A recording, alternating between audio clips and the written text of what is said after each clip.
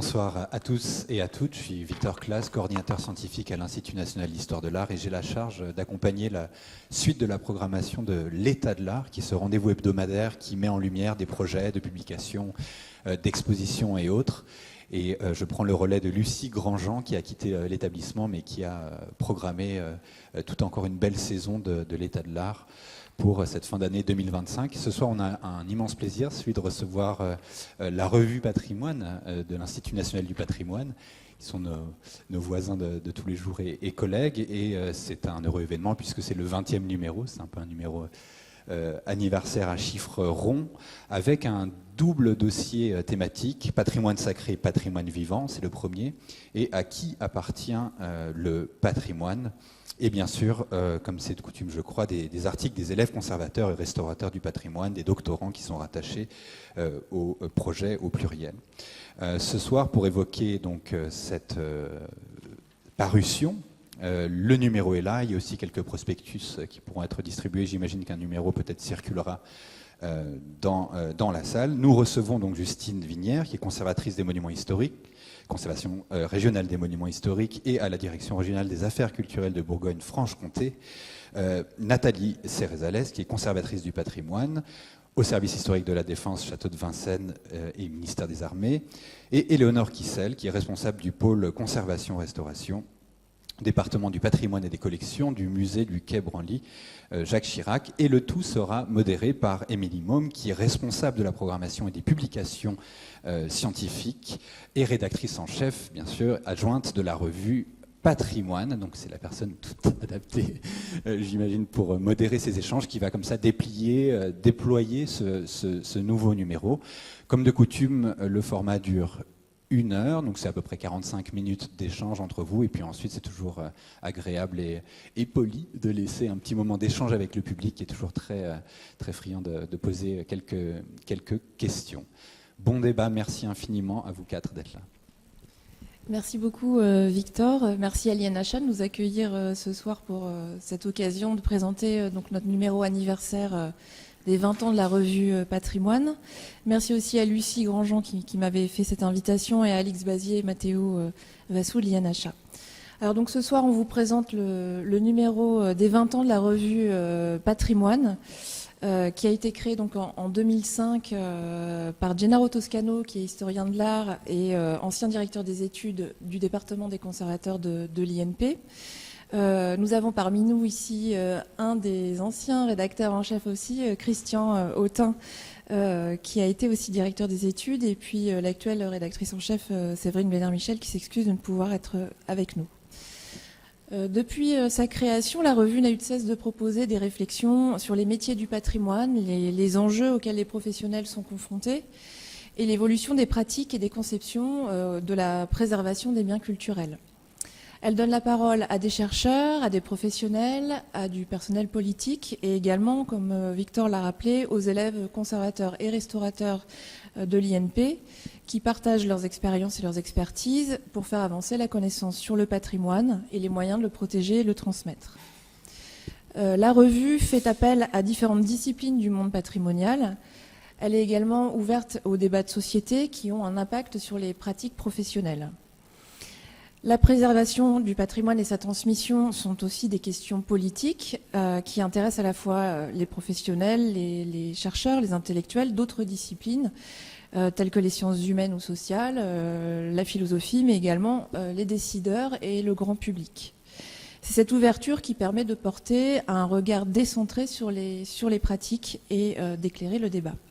Donc, comme je le disais, l'INP, en tant qu'établissement de formation des conservateurs et des restaurateurs du patrimoine, incite ses élèves à produire régulièrement des travaux de recherche originaux. Et depuis son origine, la revue propose ainsi un outil de diffusion des travaux scientifiques des élèves conservateurs et restaurateurs et des anciens élèves, afin de favoriser leur reconnaissance au sein de la communauté scientifique. Ce numéro 20 inaugure dans sa dernière rubrique, donc, qui est consacrée aux travaux des élèves, une place aux doctorants par le projet. Ce doctorat a été créé en partenariat avec l'université de Cergy et propose 2 spécialités, 2 mentions en études patrimoniales et en conservation, restauration des biens culturels. Donc vous retrouverez aussi des articles de ces doctorants. Je vous ai apporté ici le tout premier numéro de la revue, donc, qui était sorti en 2005, celui qui est à droite, et donc ici le dernier numéro des 20 ans. Donc vous voyez qu'en 20 ans, elle a beaucoup évolué, à la fois d'un point de vue esthétique et aussi dans sa ligne éditoriale. Aujourd'hui, nous sommes publiés par les éditions de l'Épure depuis 5 ans. Et la maquette a été entièrement revue, ainsi que donc sa ligne éditoriale. On propose dans la revue systématiquement des dossiers thématiques qui sont liés à une actualité patrimoniale ou à des débats de société. Les dossiers sont ouverts par un avant-propos rédigé par un artiste, un auteur, un philosophe, une personnalité en tout cas qui n'appartient pas forcément au monde du patrimoine mais qui propose un regard sur ce domaine-là. Et puis on propose également un grand entretien avec des personnalités qui échangent autour de la thématique qu'on propose dans nos dossiers. Donc dans ce numéro 20, ce numéro exceptionnel qui rend hommage également au fondateur de l'École nationale du patrimoine, Jean-Pierre Bady, qui a disparu cette année, et qui a donc fondé l'ancêtre de l'INP, l'École nationale du patrimoine. Vous retrouverez un texte hommage signé d'Adrien Goetz, membre de l'Académie des Beaux-Arts, et qui célèbre donc sa mémoire et ses actions. Et en écho au tout premier numéro qui est donc ici présenté, vous retrouverez un article de l'historien et philosophe Christophe Pomian qui nous propose un regard actualisé sur l'histoire de la protection des œuvres d'art qu'il avait déjà commencé à développer dans le tout premier numéro en 2005. Vous retrouverez le sommaire en ligne sur le site de l'INP et également des extraits. Alors donc ce soir nous présentons plus particulièrement un des 2 dossiers thématiques, donc celui consacré au patrimoine sacré et patrimoine vivant. Le deuxième, à qui appartient le patrimoine, a été coordonné par Vincent Négri, qui est chercheur en droit de la culture et du patrimoine rattaché à l'Institut des sciences sociales du politique. Dans ce deuxième dossier, que je ne vais pas développer, mais je vous en donne simplement un petit peu les enjeux, on s'est intéressé au partage des responsabilités entre les différents acteurs de la préservation du patrimoine dans un contexte où le désir de participation des citoyens dans cette mission s'est affirmé ces dernières années. Et donc les auteurs tentent d'apporter des réponses à la question à qui appartient le patrimoine dans différents domaines, l'archéologie, le patrimoine naturel, dans le contexte autochtone aussi. Et c'est également une question qui est sous-jacente à la recherche sur la provenance des œuvres. Mais revenons sur notre dossier, donc consacré au patrimoine sacré. Simplement pour vous dire quelle a été l'idée de départ de ce dossier. En fait, cette idée s'est imposée au comité de rédaction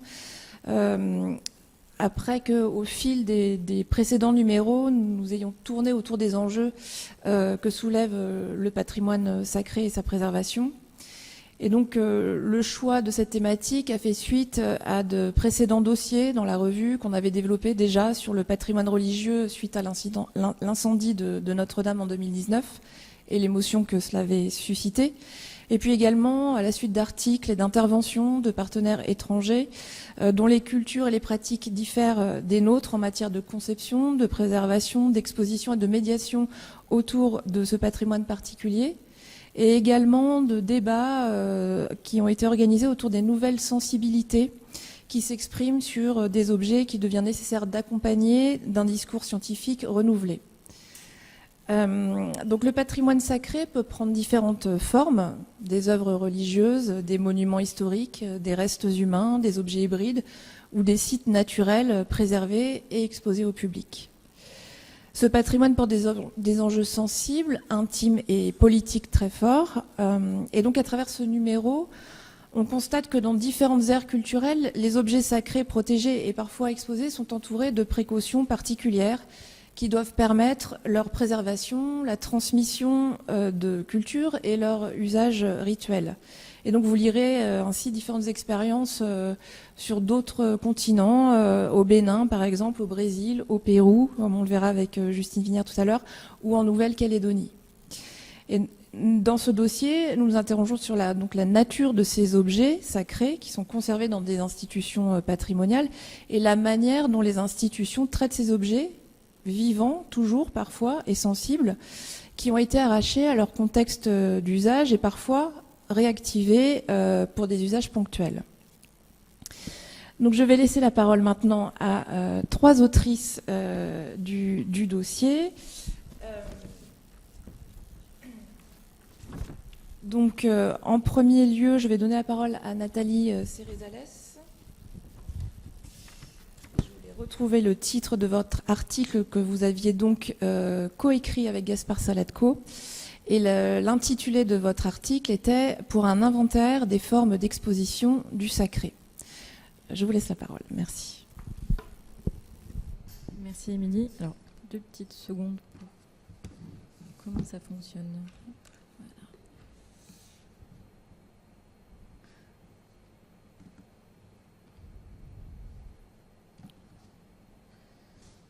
Où est-ce que vous le voyez? Ok.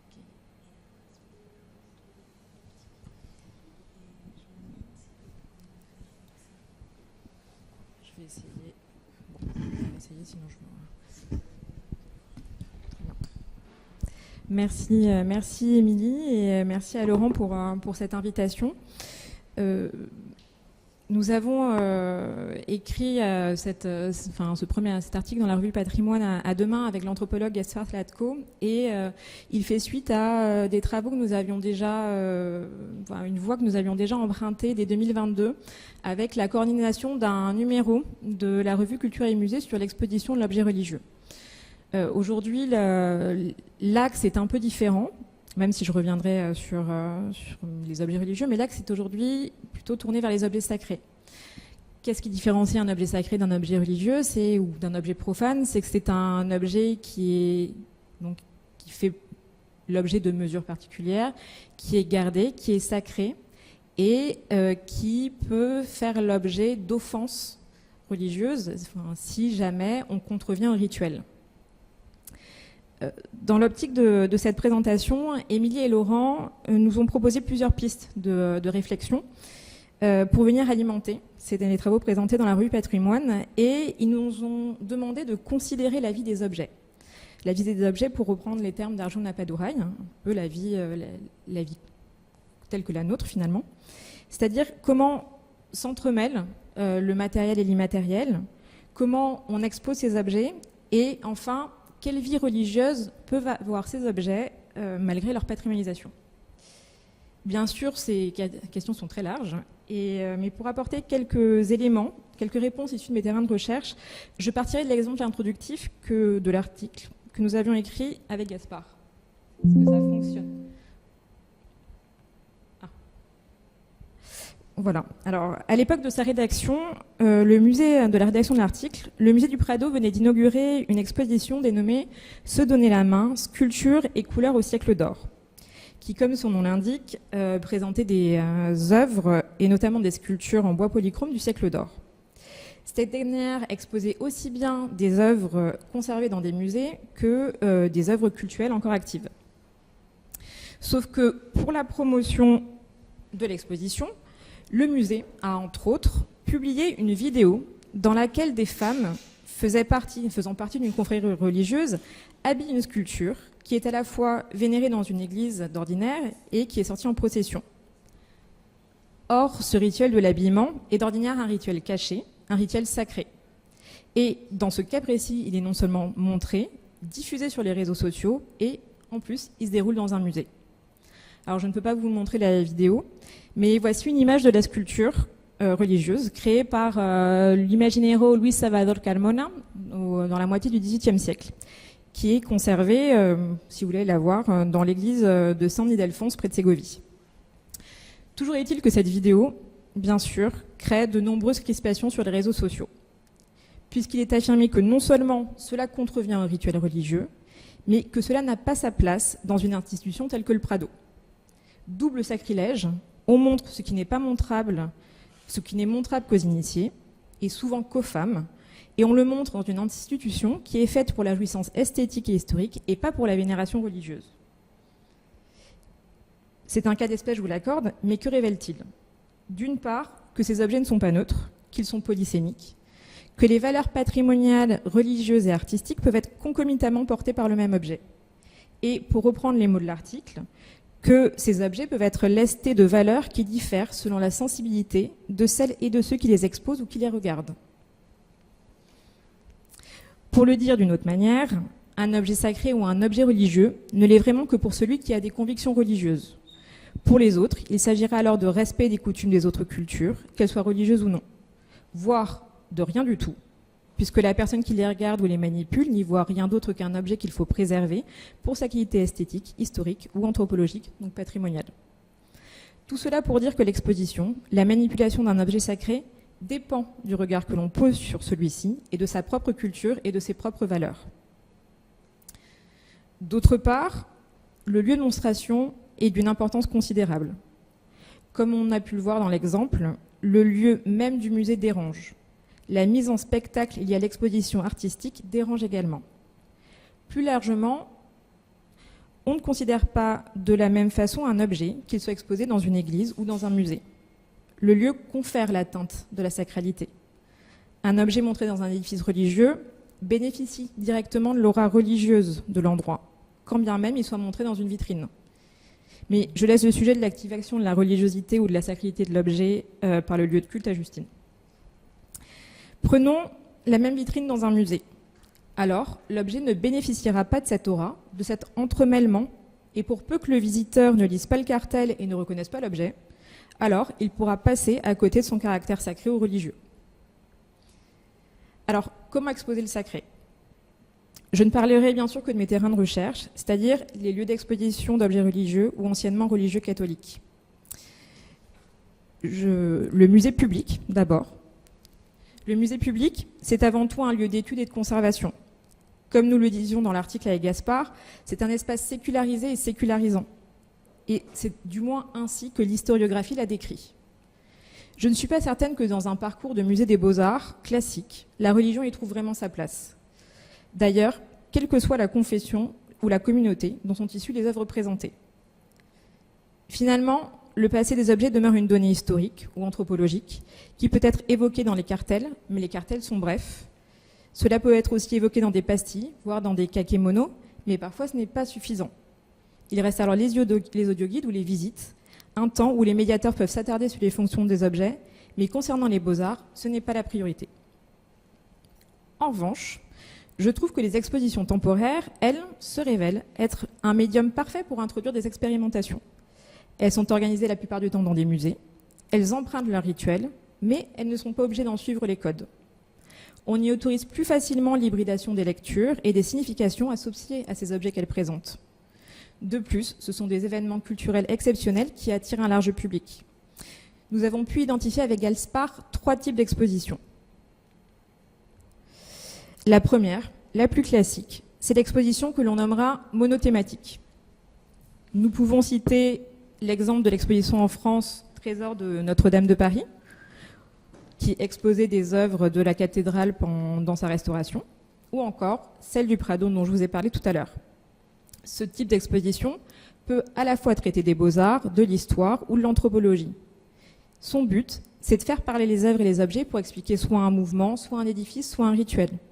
En tous les cas, elle concerne d'ordinaire plus spécifiquement une seule religion ou un seul rituel. Le second type d'exposition... Attendez, je suis revenue en arrière, pardon. Voilà. Le second type d'exposition est pluricultuel. L'objectif est de comparer les religions. On est à la recherche de points communs. On peut citer 2 exemples. L'exposition du vieux mode d'emploi, qui a été présentée à Bruxelles puis à Paris en 2012 au Petit Palais. Et cette exposition appartient à ce qu'on appelle les expositions spectacles, c'est-à-dire qu'à grands coups de jeu de lumière et d'effets sonores, la manifestation revient sur l'évolution de différentes religions et a pour but de les rapprocher. On peut également donner un autre exemple, l'exposition Lieux saints partagés, qui a été présentée au MUSEM en 2015 et dont une partie est présentée en ce moment même à la Villa Médicis. Cette exposition-là traite des lieux de pèlerinage accueillant plusieurs religions. Ces expositions-là, le point commun entre ces deux expositions, c'est que ce sont des expositions anthropologiques, voire politiques. Comme nous le disons dans l'article, elles sont le reflet des évolutions des sociétés occidentales contemporaines multiculturelles. Le succès de l'exposition Lieux saints partagés est à cet égard particulièrement significatif, puisque depuis 2015, elle n'arrête pas de tourner dans les musées. Elle a été à la Cité nationale de l'immigration, au musée du Bardo, et j'en oublie puisque pendant ces 10 ans, elle n'a pas arrêté d'être vue. Le troisième type d'exposition temporaire concerne des événements hors de France. Je reviens à mes cas d'études espagnoles, des événements organisés par le clergé catholique espagnol dans la région de Castille et Léon. Le clergé catholique espagnol, dès la fin des années 80, a pris conscience de l'intérêt suscité par le patrimoine, mais aussi de celui suscité par les expositions temporaires. Partant du constat que les œuvres ne parlent plus aux fidèles, ni d'ailleurs aux autres, l'Église fait de l'exposition un médium d'évangélisation en misant sur l'émerveillement procuré par l'art. Elle fait appel aux rites muséaux pour tenter de ramener le fidèle vers l'Église.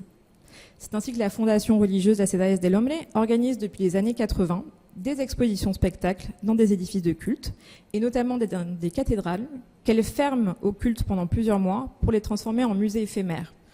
On ne reconnaît plus l'intérieur de l'église, mais on y voit des simèses, on se croirait dans un musée.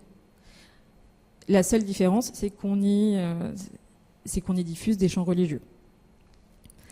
En tout cas, la muséographie est très soignée et chaque exposition est thématique et plonge le visiteur dans un récit religieux. Comme vous pouvez voir là sur l'image de droite, et la file d'attente qu'il y a devant la cathédrale de Valladolid, ces expositions ont attiré des millions de visiteurs et sont un succès tant commercial que patrimonial. Et elles ont ouvert la voie à de nouvelles manières d'exposer dans les édifices religieux. On a parlé des musées publics, on a parlé des expositions temporaires, on a parlé de comment sont exposés ces objets-là, mais pour l'instant, on n'a pas parlé de la vie religieuse de ces objets. On a montré la religion, mais du moins on a essayé, mais on ne parle pas de cette vie. Je dirais que la vie dans les musées publics, on en a parlé, pour moi, la vie religieuse n'est pas vraiment possible. Sauf dans certains cas et dans certains musées, qui sont les musées d'art sacré en France. Les musées d'art sacré sont des collections d'œuvres, plutôt dans des villes de province, des collections d'œuvres d'art qui proviennent de dépôts et qui ont pour objectif de sécuriser ces œuvres-là qui ne sont plus, qui viennent souvent d'églises fermées ou d'églises qui ne sont pas assez sécurisées.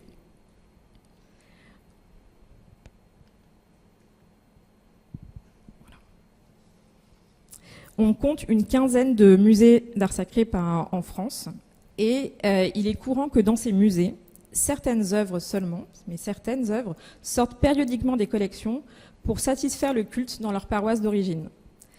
C'est le cas du reliquaire de Saint-Bernard au musée des Beaux-Arts de Dijon.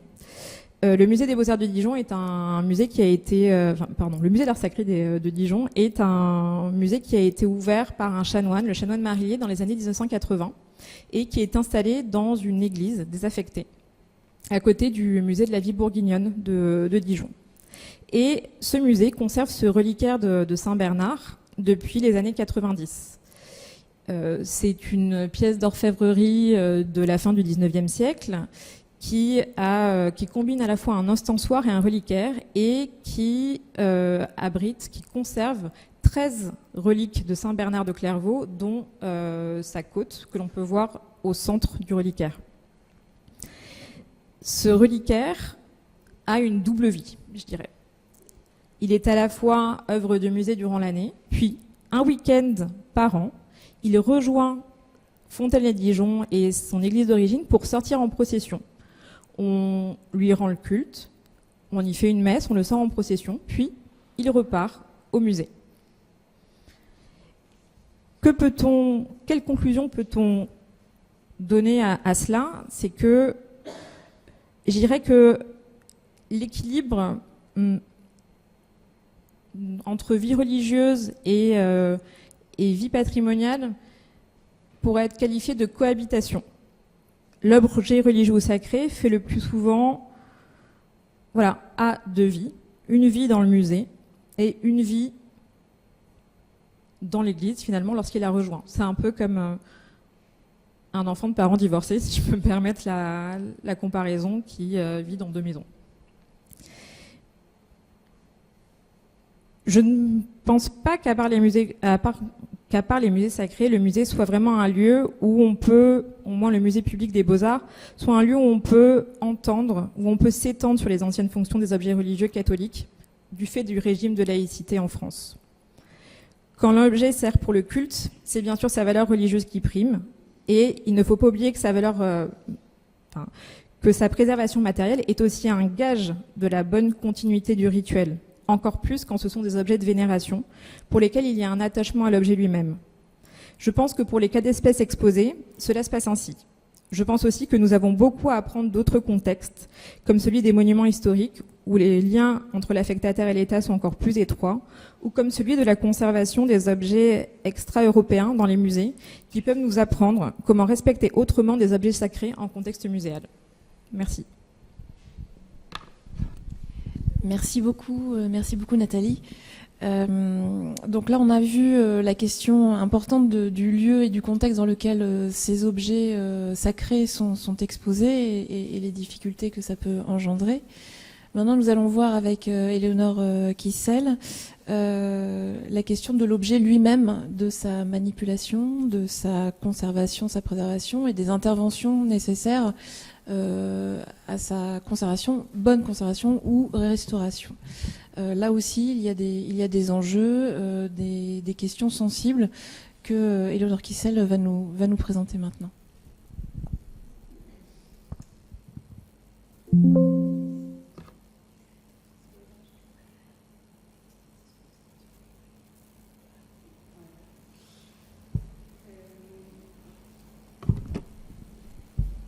Parmi les... Allez, c'est parti. Parmi les questions qu'Émilie Môme nous avait posées, nous autres panélistes, pour ce soir, il y avait la question du caractère vivant du patrimoine sacré, ce qui m'a amené à me poser la question suivante: est-ce qu'un objet désacralisé, lorsqu'il est dans un musée, est toujours sacré? On en a beaucoup d'exemples dans les collections au musée du Quai Branly. Vous en voyez un à l'écran. Le pied manquant de la sculpture ne doit pas être restitué si jamais il nous venait l'idée de faire un comblement, puisqu'en fait ce pied a été volontairement coupé de manière à désacraliser l'objet. C'est également le cas de cette sculpture qui est présentée dans le parcours permanent. Cette fois-ci, c'est le bout du nez qui a été coupé et qui est une manière de désacraliser l'objet. Ce sont des objets qui, normalement, après avoir été utilisés en rituel, ce sont des objets qui sont déposés sur des termitières, par exemple, de manière à retourner à la terre, selon l'expression consacrée. Et lorsque ça n'est pas le cas, lorsque l'objet n'est pas détruit, il est tout au moins désacralisé d'une manière qui soit visible au moment de la sortie de sa communauté. On a d'autres exemples de désacralisation. Non.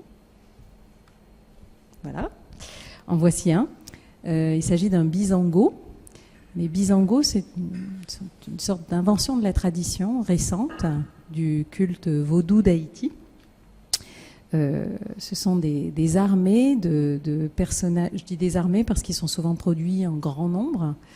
Vous avez peut-être pu en voir à l'exposition Zombie qui s'est tenu au Quai Branly il y a peu et qui est maintenant au musée des Confluences.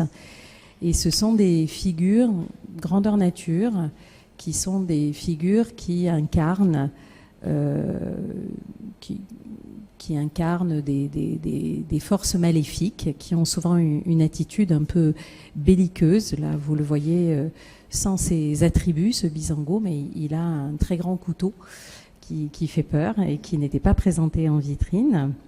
Et ce bisango a été désacralisé avant d'être vendu. Il a été désacralisé par la communauté vaudou lui-même. Vous le voyez ici au petit jour, après une nuit de rituel. Ce sont des données qui ne sont pas des données secrètes. C'est publié, en l'occurrence, dans un article de Gradiva, où vous pouvez avoir accès à toute l'information qui touche au processus de désacralisation de cet objet.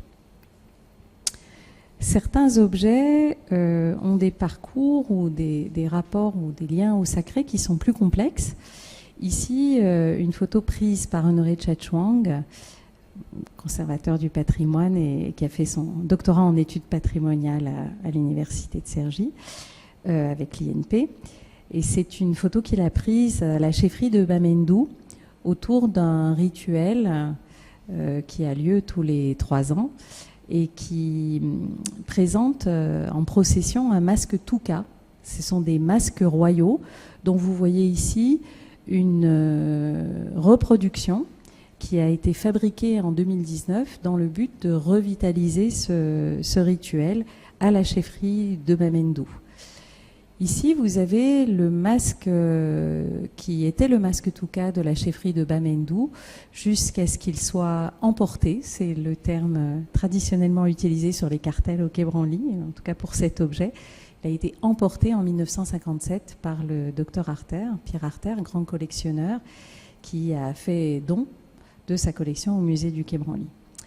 Et à l'occasion de l'exposition sur les routes des chefferies du Cameroun, en 2022, les chefs coutumiers camerounais ont demandé à ce qu'une cérémonie soit faite pour que les 2 masques, c'est-à-dire celui de Bamendou que je vous ai montré sur la photo en procession, qui a été prêté par la chefferie pour l'exposition au Quai Branly, c'est le masque que vous voyez à droite, et le masque beaucoup plus ancien, raviné, que vous voyez à gauche, qui est le masque touka d'origine, si c'est le terme qu'il faut employer, pour que ces 2 masques soient mis en présence et que le nouveau masque puisse être chargé par l'ancien masque et par la suite, à son retour à la chefferie, pouvoir agir comme intercesseur entre les humains et les forces non humaines dans le cadre des rituels de procession. Donc vous voyez ces 2 masques posés côte à côte sur un tissu ndop qui est un tissu qui est un tissu royal et également un tissu qui a des fonctions sacrées. Et c'est une grande cérémonie qui s'est déroulée en juin 2022 au musée du Quai Branly avec les chefs coutumiers, Emmanuel Cosarero, une grande assemblée. Je crois que nous étions environ 80 à pouvoir assister à cette cérémonie, y assister en partie seulement. Il y avait une partie publique que vous voyez là, avec des chefs coutumiers qui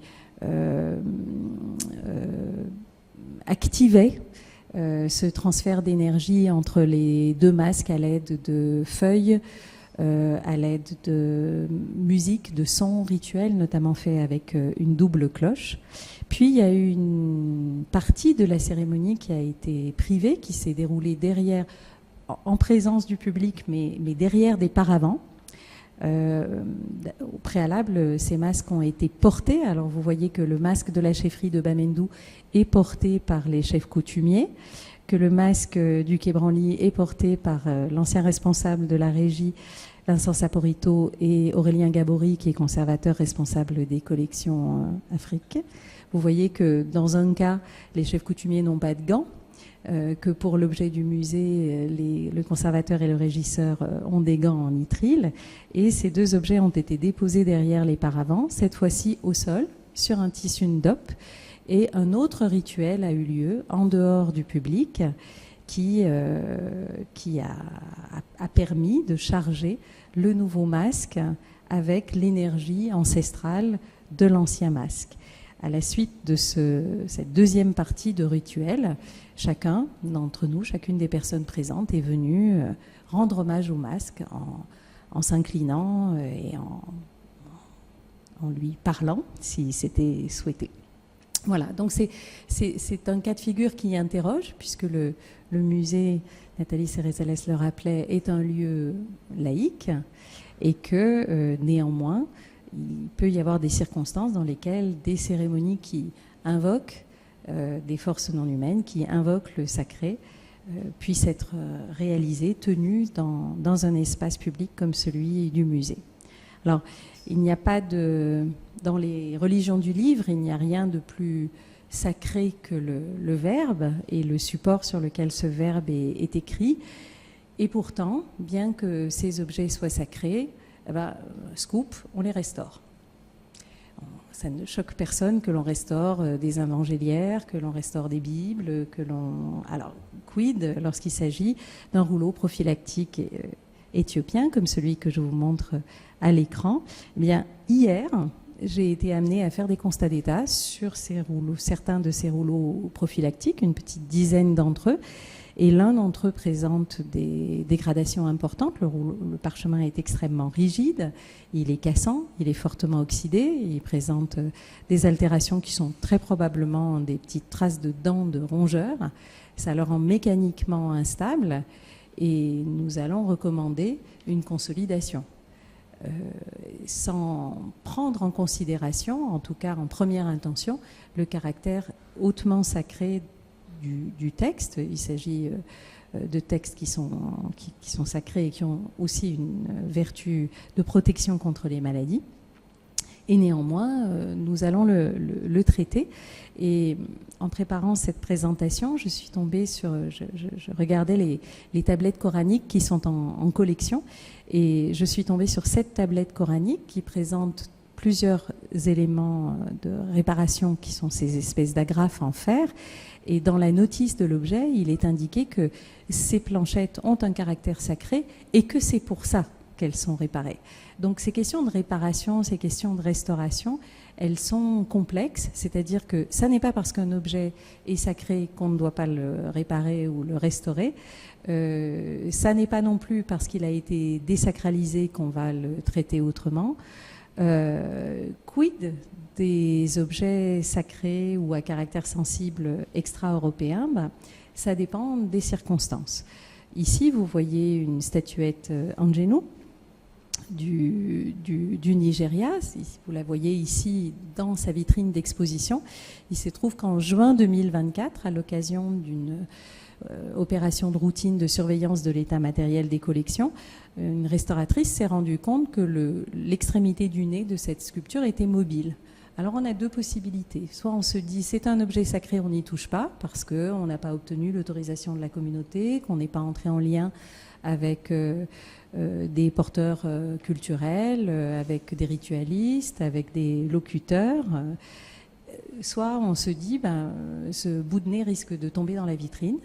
On est allé le coller, on le colle très prosaïquement avec un adhésif, avec un serre-joint, comme on le ferait pour une autre sculpture. Et j'ose dire que ça ne choquerait personne si l'on faisait la même chose sur un bois polychrome, baroque, espagnol. Donc voilà, dans les musées, bien qu'il y ait des objets dont on connaît le caractère sacré pour les productions productrices et traditionnellement utilisatrices, on agit. Et on met en œuvre des traitements curatifs. Un autre exemple que j'ai choisi parce qu'il est dans l'article, c'est ce Nkisi. Alors, les Nkisi sont des objets à fonction magique. Il y a une différence entre les objets magiques et les objets sacrés. On pourra y revenir tout à l'heure si vous le souhaitez. Mais le fait est que ce Nkisi était en pleine reprise de corrosion et en particulier pendant le confinement. Et donc, voilà, semaine après semaine, nous étions 4 personnes à avoir le droit de venir au musée pour surveiller l'état matériel des collections. Nous venions 2 fois par semaine, nous voyions tous les objets possibles dans ces circonstances. Et cette statuette à fonction magique perdait des écailles et des écailles de fer. Et donc nous avons pris la décision, tout de suite en sortie de confinement, avec les 3 responsables de collection Afrique, de faire un traitement de stabilisation de la corrosion. et même d'aller au-delà, de faire une protection des éléments en fer avec un vernis.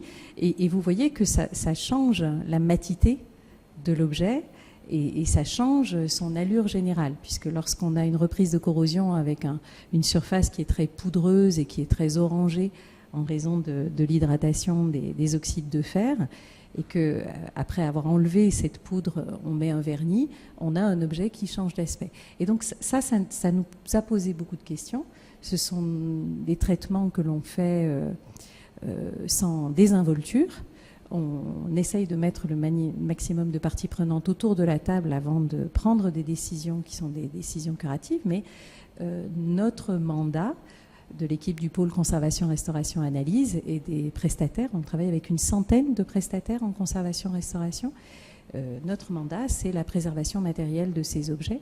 Ça ne signifie pas qu'on ne tienne pas compte de leur caractère sacré, mais il est également de notre devoir de faire en sorte qu'on ne les regarde pas s'altérer en attendant que ça se passe. Je vous donne un dernier exemple qui est tout à fait d'actualité. Ce tambour s'appelle Gigi Ayokwe. C'est le prochain objet qui sera restitué par la France et c'est un objet de Côte d'Ivoire qui sera présenté à l'issue de sa restitution au musée des civilisations de Côte d'Ivoire. Vous le voyez ici dans une belle photo haute définition, une photo dite éditoriale, mais il se trouve que c'est un objet qui est très dégradé puisqu'il est resté pendant plusieurs décennies dans un jardin en Côte d'Ivoire avant d'être envoyé au musée d'ethnographie du Trocadéro. Et donc toute la face inférieure de cet objet, qui pèse quand même 350 kilos, est totalement ravagée par des insectes et donc ne supportait pratiquement plus son propre poids, ce qui rendait son transport en Côte d'Ivoire inenvisageable.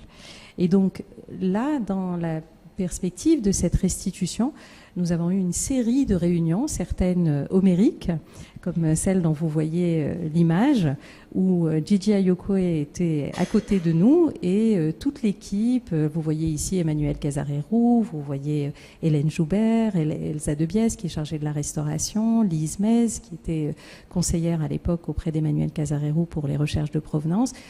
Toutes ces fées qui se penchaient sur le berceau tendaient l'oreille vers l'écran de l'ordinateur parce que nous étions en visio avec des représentants du ministère de la Culture de Côte d'Ivoire, des représentants de l'équipe du Musée des civilisations de Côte d'Ivoire et des représentants coutumiers de la communauté ébriée, qui est la communauté d'où provient ce tambour. Et nous nous sommes mis d'accord.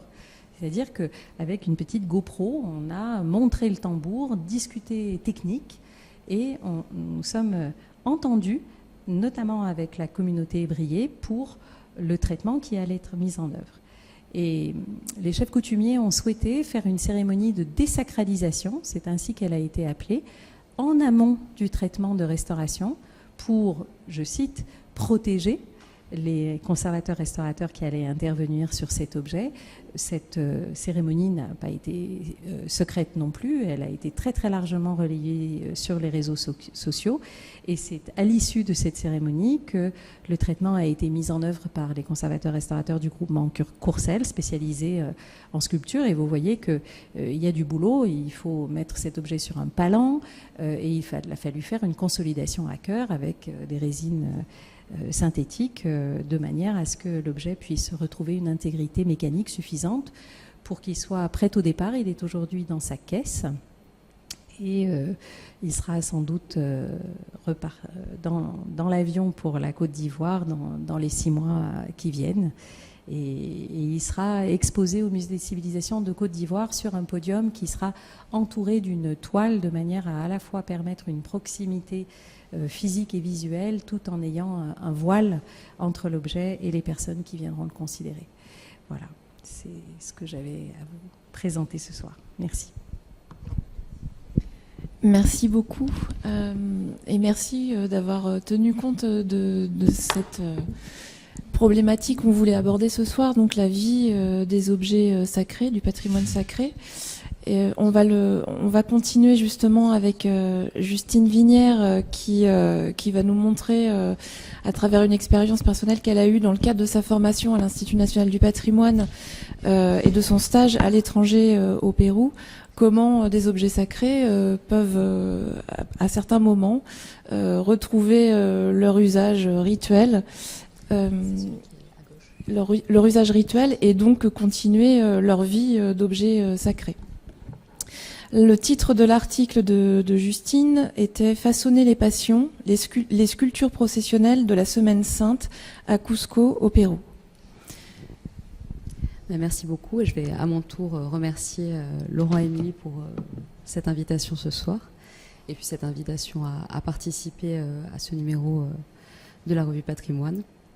Donc, comme vous l'avez déjà un petit peu dit, mais je voulais le rappeler, ce qui a motivé l'écriture de cet article, c'est la réalisation d'un stage à l'étranger dans le cadre de ma formation donc, de conservatrice du patrimoine à l'INP, qui s'est déroulé de février à mars 2024 à Cusco, au Pérou, dans la direction déconcentrée de la culture, c'est-à-dire l'équivalent d'une DRAC en France, un service déconcentré du ministère de la Culture péruvien, où j'ai eu la chance, puisque voilà, à ces dates-là, c'était la Semaine Sainte qui se tenait dans la ville, d'assister aux processions qui avaient lieu pour cette occasion. Et j'ai donc pu y assister et publier un petit peu cet article qui rendait compte à la fois donc de la nature de ces processions, mais aussi de la perception qu'on peut en avoir avec notre prisme français et au vu de l'écart aussi qui existe entre la perception du patrimoine à Cusco et en France. Et c'est là-dessus que je voulais quand même commencer cette petite prise de parole, puisque la différence assez majeure l'une des différences assez majeures que j'ai pu constater, elle tient en fait à la définition du patrimoine, à la fois dans la loi et dans les implications que cette loi peut avoir au quotidien, puisque la loi patrimoine du Pérou, donc la loi du patrimoine culturel national de 2004, elle concerne aussi bien le patrimoine matériel que le patrimoine immatériel. Et les deux sont traités de la même façon, avec le même type de procédure, le même type d'implication. Et ça se traduit notamment dans un service comme la DDC de Cusco par la présence très forte d'anthropologues qui sont là pour prendre en charge ce patrimoine immatériel, le documenter et voilà, le valoriser. Et d'ailleurs, je profite voilà, de cette table ronde pour remercier les personnes qui m'ont accompagnée, et notamment donc, Ingrid Ouamani Rodriguez, qui est directrice donc, de ce service d'anthropologie de la DDC et qui m'a permis d'assister à de nombreuses... qui m'a accompagnée dans ces processions auxquelles j'ai pu assister au même titre que les agents du service.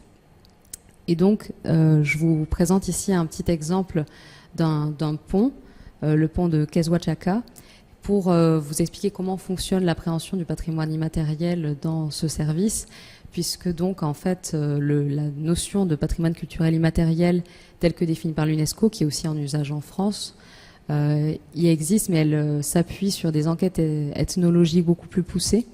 En fait, le service dédié au patrimoine culturel immatériel réalise des enquêtes dans chaque province du Cusco et détermine un petit peu un ensemble de pratiques qui revêtent un intérêt du point de vue immatériel, en collaboration en fait avec les personnes qui définissent elles-mêmes ce qu'elles jugent être important et intéressant. Et donc chaque enquête ethnologique donne lieu à une publication à destination du jeune public exclusivement. Donc je vous ai mis l'exemple de la province de Canas, où se trouve le pont de Quezhuachaca. Et ce pont est protégé, mais il est protégé au titre immatériel. En fait, ce qui est protégé, c'est le fait que chaque année, de façon rituelle, ce pont soit à nouveau tressé par deux communautés qui sont reliées en fait par ce pont, qui est très impressionnant de fait Et donc, ce qui est intéressant, c'est que le patrimoine culturel immatériel peut donc faire l'objet de protections qui ont des effets beaucoup plus forts qu'en France, puisque, par exemple, toutes les structures de valorisation de ce pont, l'aménagement des espaces avoisinants étaient payés par le ministère de la Culture au titre de la protection du patrimoine immatériel, alors que ce type de protection n'induit pas du tout en France le même type d'accompagnement. Et je vous donne aussi donc un autre exemple qui est ici la cartographie des picanterias et chicherias. Donc la chicha étant en fait une boisson, une bière à base de maïs, qui sont donc des lieux traditionnels des commerces de bouche traditionnels qui ont été documentés, sur lesquels une enquête a été conduite et qui ont été protégés, mais au titre d'espace culturel. Et c'est très intéressant puisque ça permet en fait de conserver l'affectation de certains lieux au titre de l'intérêt patrimonial de cette affectation même. Donc on a tout un arsenal en fait législatif au Pérou qui permet d'appréhender l'aspect immatériel du patrimoine d'une façon un peu plus fine que ce qu'on retrouve en France, et avec des moyens différents, puisque à l'heure où les conseillers ethnologie des DRAC tendent à disparaître, la différence est assez frappante. Et donc c'est à ce titre-là qu'on peut comprendre les sculptures qui sont portées en procession lors de la Semaine Sainte, dans le cadre de diverses cérémonies. La Semaine Sainte donc étant l'une des deux principales cérémonies du Cusco, avec le Corpus Christi. Et ce qui est intéressant, donc je vous mets ici le Taitacha de los Temblores, donc le Christ des tremblements, qui a un certain nombre de noms, mais Taitacha en quechua signifie petit père et c'est le plus utilisé, qui est une sculpture qui est donc la principale, celle qui fait l'objet de la principale procession. Et je vous ai mis son image. Alors l'image du Taitacha, elle est omniprésente à Cusco. Et ici, c'est l'image qui était donc honorée dans les locaux de la DDC où j'étais.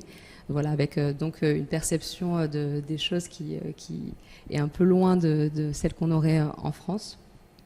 Et donc cette sculpture, elle est très importante pour la communauté cusquénienne, et elle a fait donc l'objet d'une protection. Enfin, sa procession a fait l'objet d'une protection au titre du patrimoine culturel immatériel en 2007.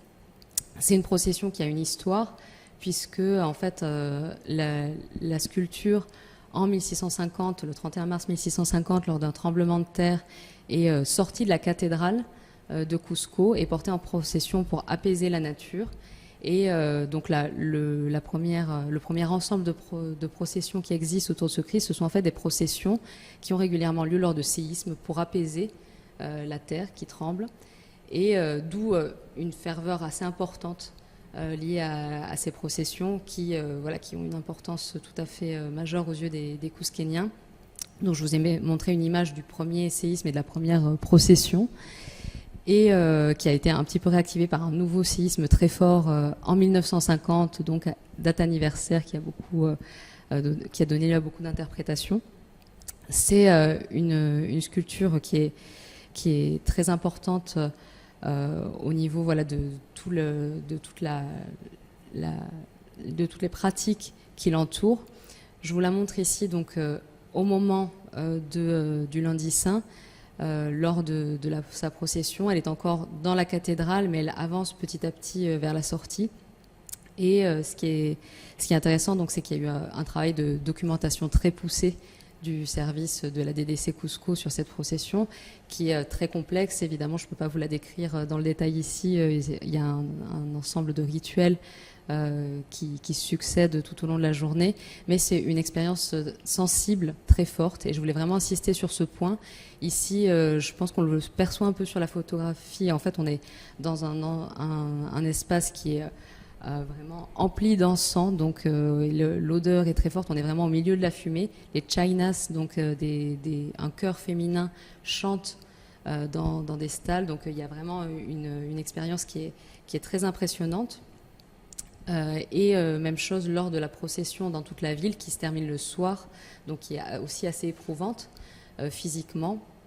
Vous voyez ici des pututeros, donc des joueurs de musique qui accompagne, en fait, enfin qui dialogue plutôt avec le taïtacha et des turiféraires.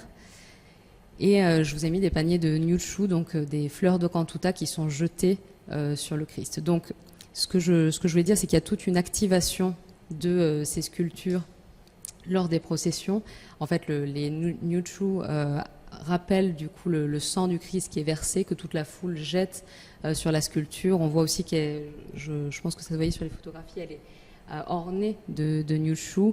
Il y a une très grande ferveur, une expérience très forte. Et au moment de la bénédiction du soir, c'est impressionnant d'avoir des milliers de personnes qui se taisent, qui se mettent à genoux. Donc voilà, il y a une expérience qui est très importante. Et finalement, c'est cette activation rituelle qui a un sens très, très fort aux yeux des Cusquéniens, qui fait l'objet de la protection.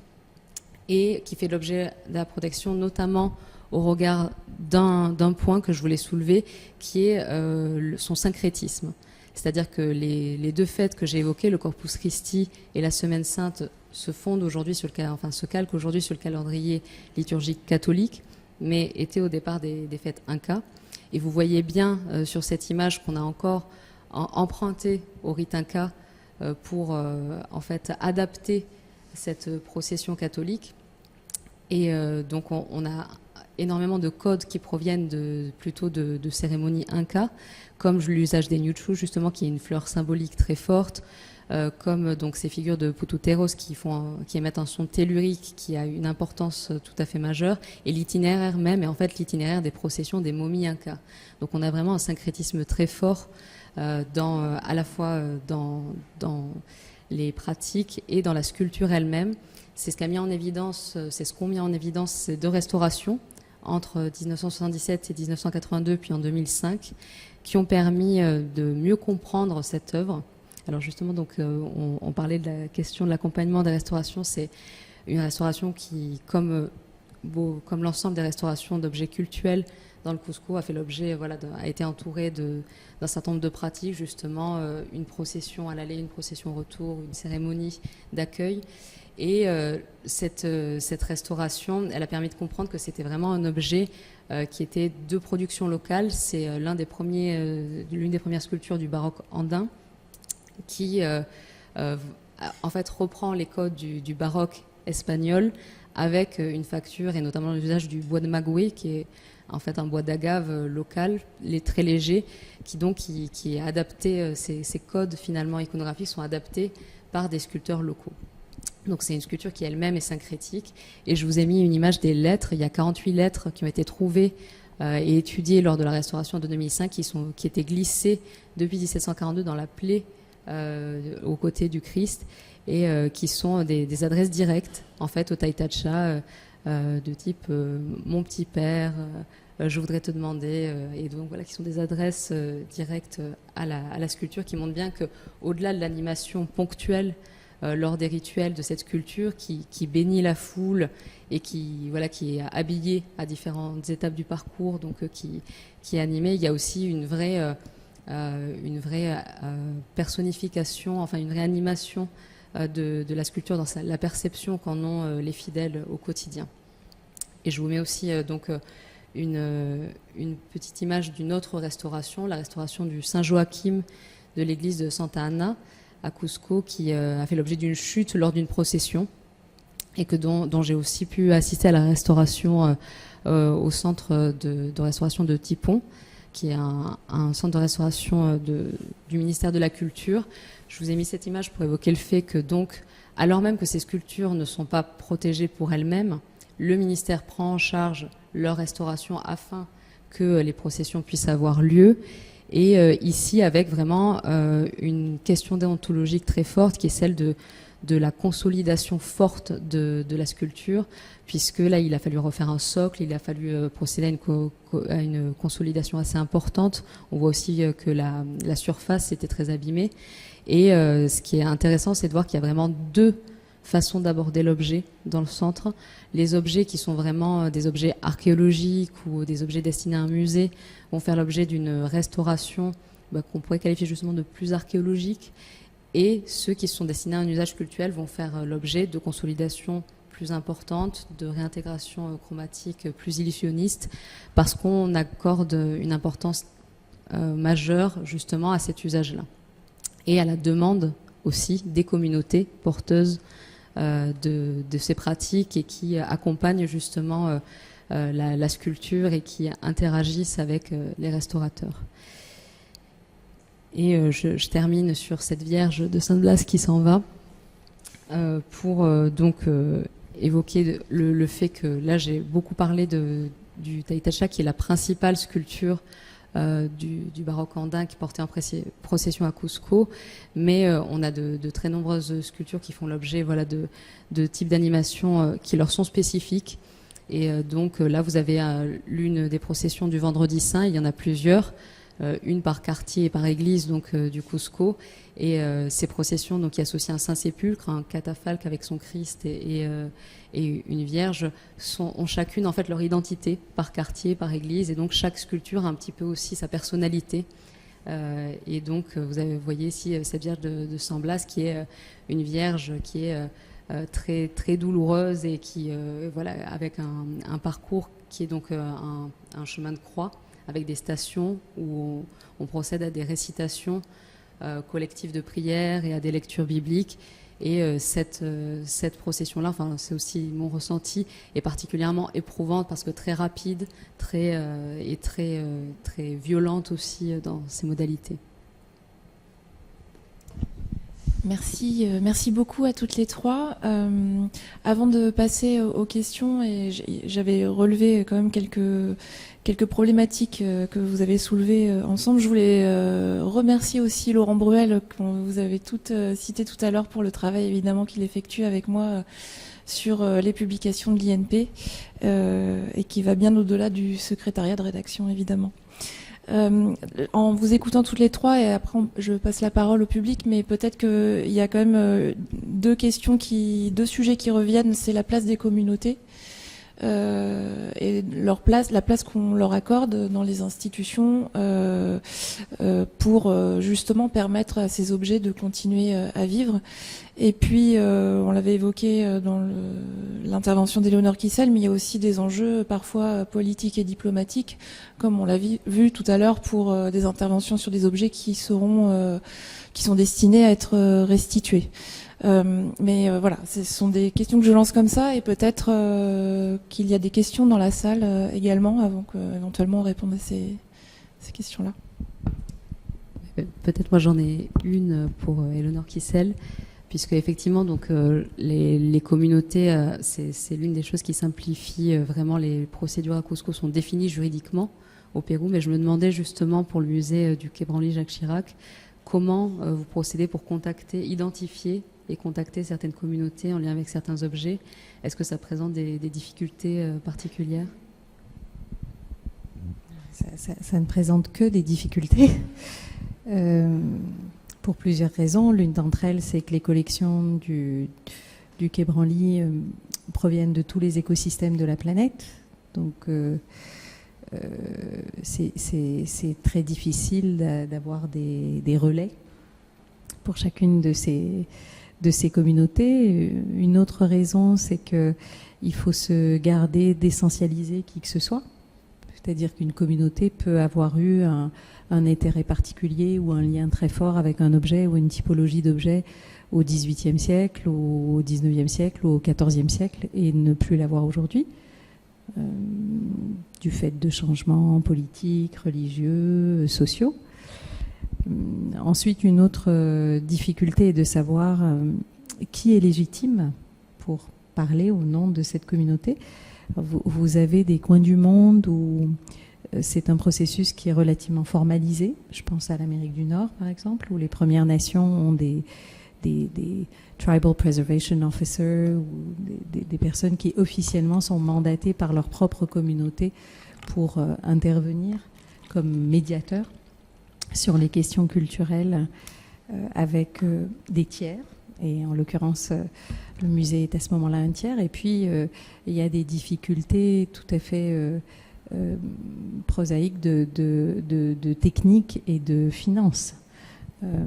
Il est de moins en moins bien toléré, et c'est normal, que nos interlocuteurs ne soient pas rémunérés pour le travail de médiation, d'intercession, de savants, de sachants qu'ils vont faire avec nous. Et donc, ça signifie qu'il faut rémunérer les gens, y compris si c'est dans un contexte de visio, ou les rémunérer s'ils viennent à Paris.